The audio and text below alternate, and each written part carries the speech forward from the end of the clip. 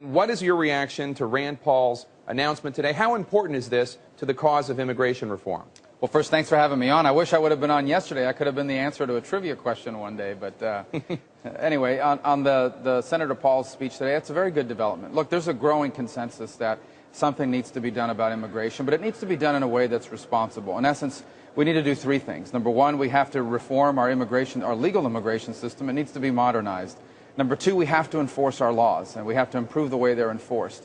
And number three is we're going to have to figure out a way to deal with the people that are here illegally in a way that's compassionate but also responsible. And that means, we're not going to deport 12 million people like Rand Paul said today.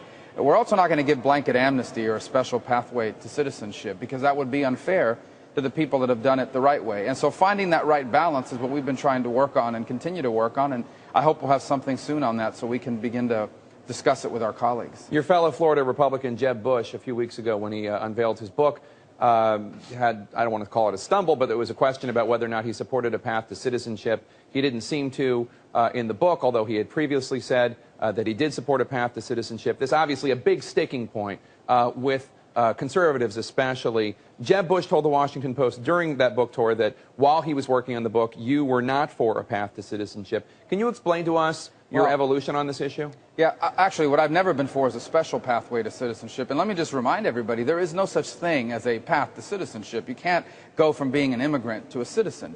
You have to go to get a green card first. What efforts in the past has done is they've awarded people green cards. It's basically said, if you've been here for X number of years, we're going to give you a green card. And then once you get a green card, in 3 to 5 years, you can apply for citizenship. I'm not saying that we should do that. On the contrary, I'm saying that all we do is that we allow people to earn, to basically apply for, and if they qualify, receive a legal status. And then at some point in the future, when some time has elapsed and the security measures are in place, then the only thing people would get is the opportunity to apply for a green card. We wouldn't award one either.